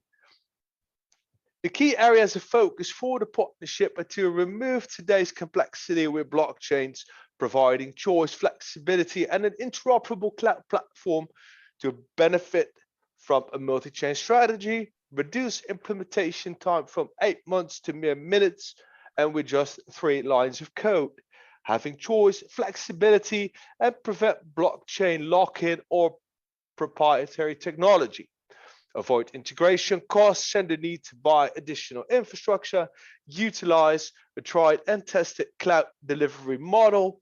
Comply to security and regulation when interconnecting corporate and distributed networks. Use existing technical skills and resources without the need to hire specialist blockchain expertise. Brett Barstow, CTO AUCloud, previously CTO Department of the Prime Minister and Cabinet, stated that applying world-leading blockchain technologies to enhancing the cybersecurity of cloud, IaaS and PaaS can significantly improve the ease of adoption and reduce risk for all government users and citizens. We aim to bring the most effective and assured technologies as a service, and Quant Network have some of the most advanced blockchain technologies in the world in this respect. Oh, my face hurts. Damn. Oh, wow. So Nice. yeah. Respect. So that's a ton of information, and I was so It is. busy reading that I didn't actually read the article. Or I didn't comprehend, at least. I read it before, but I forgot. Well, note that this is from the 4th of December 2018, so Yeah. it's almost 4 years old, which goes back a long time. And Was one of the that is first. impressive. Yeah, this is a lead that is so old. It's like crowds old, Nvidia old. What else do we have? SIA? Yeah. SEO was a bit later, but I think that it's already being theorized in that period. Yeah. I think UKCloud is another example of Yes. national cloud infrastructure. Yes, but that's more recent. That's a 2020 thing. Yeah. Man, I'm tired. So Australia is Quamfy. So as far as continents go, how many do we need? How many don't are know. left? Well, you can build a school in Ethiopia and pump to top 5. So. Yeah. Are those smart contracts in the room having with a us piss, right mate? now? One song? No, that's the English guy. Yeah. No, but yeah, definitely check AUCloud. I mean, Yeah. you just read everything, but I don't recall. I was just laughing at your accent, so I probably have to re-listen tomorrow what you actually said. Yeah. There's Oh dear. there's a lot. But Yeah. but you can just Look it up. Yeah, and it just means that whatever touches the AUCloud is touching Overledger. I mean, Basically, yeah. even we don't have any updates. I know that's not the crypto way of things, but if there's no updates, there's no reason to assume that it's no longer an actual partnership, if that makes sense. Yeah. There's this Dutch saying. It says, "Geen Oh, bericht is here, goed bericht." it's still here. Let me show. It literally translates to like no message is a good message. It's the old logo, but you can't expect the government to update that shit. You see it here? It's a government after all. Then Yeah, our partners, we are proud to have the company of all our partners. And it reads Quant. You can't. Cisco, Cisco, yeah. So that's interesting. Roberts and Brian. There's a bunch. Yeah. It is actual. Here, let me. That's actually impressive. Usually, when you have those kind of bars on a website, then it just shows you the same partners. It starts looping, but here it's actually refreshing all the time. And not refreshing, like it keeps on going. That's nice. So AUCloud is still Quamfy.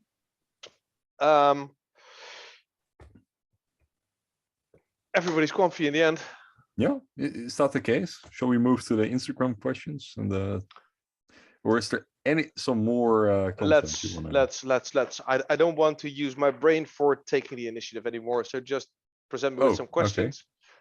Okay. Present me with some questions, and then we'll. Sure. Well, I think Well, I mean, the first question. I think it's a very good question, actually. Okay, so it reads: "Prepare, dear listeners, because this is going to fascinate you.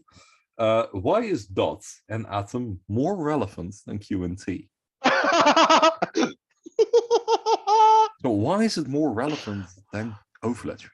How? Okay. That's literally the question. I think it also kind of ties into a DM that I got, where it says that like it was a Dutch DM, so like how would you translate like draagvlak, like how would you translate that, like so the argument there was like the support.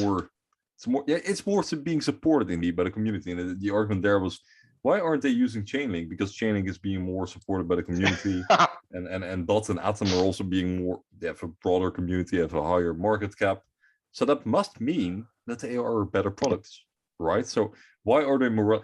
No, I mean, I'm bashing this question. I shouldn't be doing that because I think there is an element of truth to it, and I think we should answer this fairly. Ask the question again. So the question literally. Let me write for 1 second. If you do this, please put on elevator music to just let me work faster.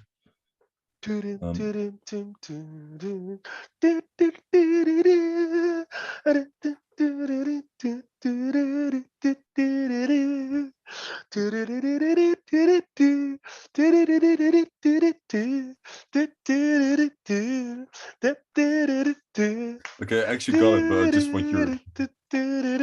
Okay. Why is dot and so it's not why is, no, it's why are, because it's plural. Why are dot and atom more relevant than QNT? Okay, but so, what is relevance? What does it mean? I think I mean, let's not bash it too much. Actually, answer the question here. I'm very fucking serious, because you need to know what makes something relevant. Okay, I don't think we can ask here what relevant means, but I think we should kind of work from our own interpretation. I think being relevant here means that you have a lot of engagement on social media, right? So when people address interoperability, they usually refer to projects like Dot, Polkadot. They're like, oh, interoperability, it's like Polkadot, right? And Cosmos, they do interoperability, and because they do all the promotions on social media, they have a lot of engagement with the community.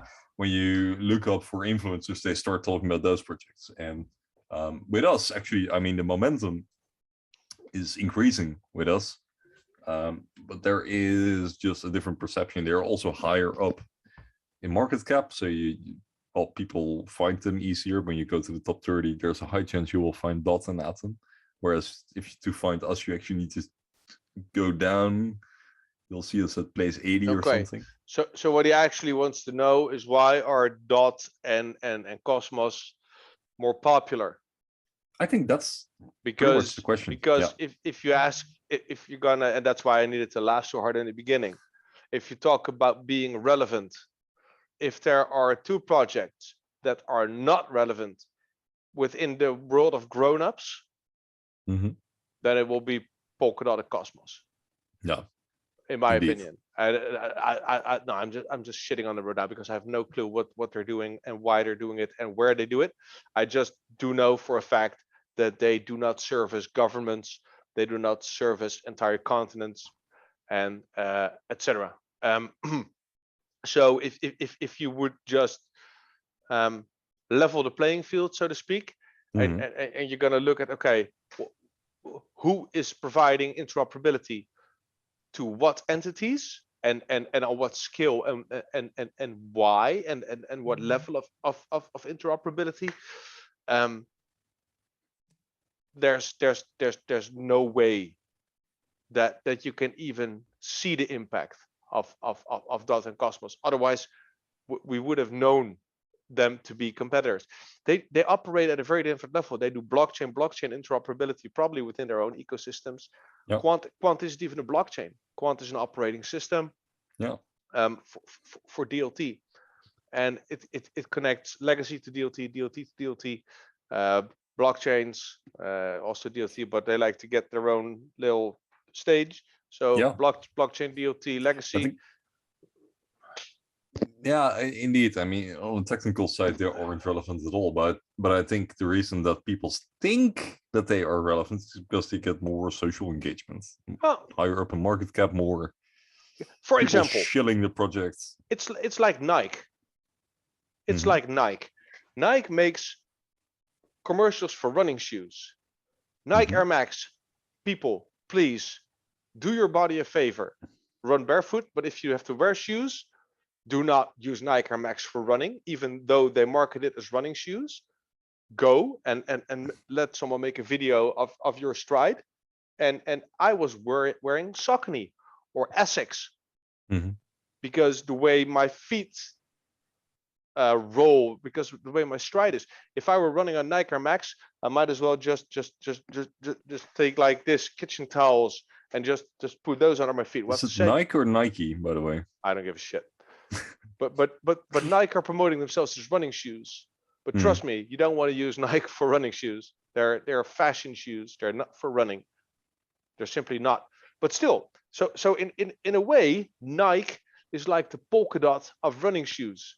And the Saucony and the Essex are actually the more suitable solutions. Yeah, it's like Haagen-Dazs ice.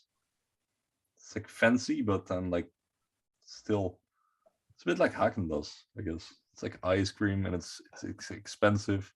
You think, oh, this is like, it's from the Nordic countries. They probably got it from like some fjord in Norway, and it turns out to be some American company. That might be a good example too. Okay, so yeah, we kind of answered that question. On sale, definitely. QNT is always on sale. Someone asked, 50 QNT is a good future. I'm 20 years old, dude.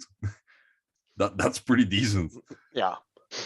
If we're gonna when we're gonna see Bitcoin-esque prices, imagine holding 50 Bitcoin right now, but then Bitcoin with utility. Yeah, Oh, by the way, I'm thinking about this. There is a brand that is pretty good though. They present themselves as a sports car. It's called Tesla. Have you ever heard of them? They are pretty good. Yeah, Tesla. We did this yesterday, and please give us some branding, Elon. Come on, Elon branding, sponsorship. Okay. More or less Greg, flat praise.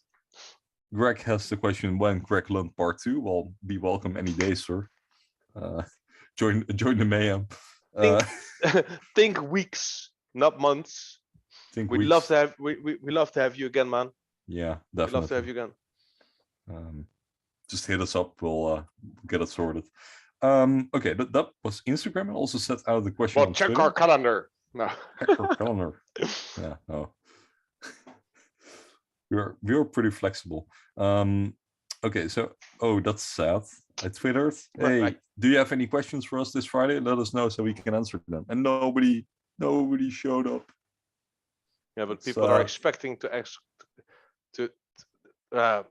they plan to ask their questions tomorrow or the day after tomorrow. Oh, because that's it's Wednesday sad. today. Yeah, but I just twittered so that you can ask your question. We're a day early. I know. I'm just going through the comments on YouTube. Quant is up 10%, €97.39. I'm just going through the comments on YouTube for a bit. Someone says, hey, great content, guys. I'm pretty sure CBDCs are coming a lot faster than most imagine. Completely agree with that. How fast? Hey, there's actually a discussion between people. That's what I want. Nice. I bet by the time of Friday we'll be back at people are actually engaging with each other in the comment section. That's really nice. Let's just say a whole lot will change in the next 12 months. That's scary, but at least we'll be wealthy. CBDCs, hey, and then the guy responds, CBDCs don't have to be bad. They can actually ensure transparency so that governments are held responsible for spending, etc. It's up to us, the people, to ensure that they're used to make our lives better. Completely agree, sir. Completely agree. Thumbs up to you. Okay, epic show, guys. Made me lol and awake. Keep it up and keep it coming. Thanks, Jarno, Tim, and Greg.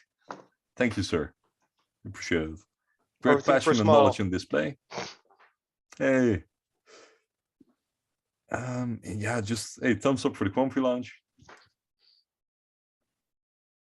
That's nice. Let's go. Wil ik net gaan slapen, droppen ze deze bom op YouTube. I just wanted to sleep and they dropped this bombshell. Yeah. That's enough masturbation for today, Tim. You're gonna get blisters. Come on. It's done. No, I just wanted to show the people on YouTube that we actually read the comments and we are here. Yeah, we appreciate that. The interaction is amazing, and it's only going to get better. I would love to see an active comment section with just people fighting in the comments. That's the stuff that brings me to YouTube, the comment section. I love it. I always bring my popcorn and not that I actually eat popcorn, but my imaginary popcorn. Regarding the future guests are we already have 2 guests secured. One is already we set a date. Yeah, and the other guest is in our prep channel. So we're quote unquote negotiating, and we're doing an intake together and just let's see how it goes. Talking through what we're gonna mess up on the show, which is interesting. And yesterday we've also been talking about the branding, and that we're thinking about the future, because what we all do here, it takes time, it takes effort, it costs money, the amount of lights we have running, literally, and just the time invested. So we put a lot of time into this, and don't underestimate how much time it takes. Yeah, and technically for you, the listener, it doesn't matter how much time we invest. It's irrelevant. For you, it's about the product, and the time that we invest is our case. If we can make this video in 1 minute and we can produce 3 hours of content, that also be fine for you, obviously. But costs are being made for the platforms and stuff. So we're thinking about ways to monetize our business. And we talked about this before. We are busy creating a brand, and we're getting a community going, and we are thinking about how we can monetize that in a way. Not that we want to charge for watching our content, absolutely not. But we are thinking maybe for the future to look at maybe ad revenue, maybe look at sponsoring, but not selling our souls. So looking at products that we actually use ourselves, that we love. But we're also looking at merch, and I showed as an example. This is like an older generation Quamfy crew that the Lexip created last year. I got some. I also got a tank with Quamfy on it. But Tim and I are we have a document, and we are thinking about our branding with the bulls, and we're thinking about some community building things, and how we can produce merch for that. I know there are people that would love to have belt buckles or backpacks or snapback caps, Velcro Snapbacks, are they caps. still a thing? Yeah. I knew they were a thing like 2013 and stuff, 2012. So we already are thinking about some designs with some logos here, some text here, text on the back, or all three options. We're still looking for ways to do it. I think we talked about this a couple of videos back as well. We did. I think just our general purpose is, first of all, establishing a multi-platform brand. It's getting ourselves established here on YouTube. I mean, on the most, I think a lot of our listeners are obviously on the podcast platforms, because that makes most sense. You're listening to a podcast. Yeah, you're gonna watch a video for 3 hours. Huh? Yeah, exactly. But we can actually monitor YouTube, so that's the reason why we think by just seeing our YouTube statistics that is it. But we can also see on Podbean, where we host, do all our logistics for all our podcasts, that people are also listening on all the platforms, and we see the numbers go up, and we also see the adoption growing. So we see that people are listening on Spotify, people are on Deezer, people are on Apple Podcasts, Google Podcasts, Stitcher is growing, Audible. There's quite a bit of people listening on Audible. Cheers to you guys. So that is great. We just see the engagement across all our platforms going up, and that is beautiful, and that's exactly what we have in mind. Tinder. Oh yeah. We should make a Tinder account that if you're like close, you can swipe the Quamfy Show to the right. You should have just thrown that in there while you were calling up, naming all those podcast platforms. Yeah, we're on Spotify, Deezer, Grindr, Tinder. We got Facebook. You should do that though. And I'm wondering you can how match with the Quamfy Show on Tinder. And then see how many people will notice. Swipe right. Yeah. We're throwing in some Easter eggs left and right, so exactly. Swipe right for QNT 21. Yeah. Okay. I think we kind of hit our saturation point again after 2 hours. Without a guest, it gets really hard to talk for more than 2 hours straight. I noticed. We can. Yeah, that's true. Yeah, I mean, but that's not a bad thing. I think just 2 hours is a nice. You can literally fly to another side of Europe in 2 hours. Not to the other side, but you can easily reach the south of Spain in 2 hours. Yeah, you can easily jump on a plane in Amsterdam and then get shot down over Moscow before the show is over. Very dark comparison. Let's get cynical. No. It's the end of the show. It's over. We're done. Are we? Do you have anything to add? Not really. I'm just looking forward to next week. In Dutch, we have an interesting guest, hopefully. Yeah, definitely. It's definitely going to be a fun episode. And in English, we'll have to see what happens with our next guest. The person might show up already, or it might take a bit of more time, but we'll see what happens there. We haven't compared agendas quite yet. No, we did not, but I think we can manage. And also, I kept making this promise of posting snippets on Twitter, and I will definitely do that with Greg. It's just been really busy, and there's a lot of content still going. And I also, talking about snippets, thanks to Greg and also Tokenizer and all the others who actually share our content and are Hungarian spreading the was love. also sharing. Hungarian, Yeah. thank you so much for doing that. Feel free to use our material and share it, because it's kind of a public library for everyone in Quant, with a lot of shenanigans and gifs and degeneracy in between. So yeah, make sure that if you feel like there's something that we need to talk about, or you want us to talk about, or you have a suggestion for a guest, make sure to let us know. You can always DM or be a guest me. yourself. Or be a guest yourself. Yeah, that's definitely okay. For the people suggesting just the tech guy and Son, they have been approached, and it's difficult. They are not too keen on public appearances. So yeah. Unless you're this Indian guy on Twitter trying to sell your NFTs, stay the fuck away, man. I have this question for you. I have picture. I don't know about this picture. Maybe some NFT you like. Can you help me, sir? Please? Yeah, sir. That was embarrassing. It was in the Twitter spaces. If you didn't listen, go listen, by the way. I'm not being racist here right now. That was actually the way the gentleman talked. Yeah, he literally talked like that. He opened the floor to the audience, and the first guy was some guy from India shilling us or his NFT collection. That was embarrassing. It was really embarrassing. And then a guy from the audience was like, "Hey, get the hell out of here! I don't want to hear about your NFT project. I'm here to listen about Quant." Yeah. Loved it. It was gold. Yeah. Yeah, it was perfect. Yeah. It was awesome. Yeah, no, that was great. You're shilling your NFT project.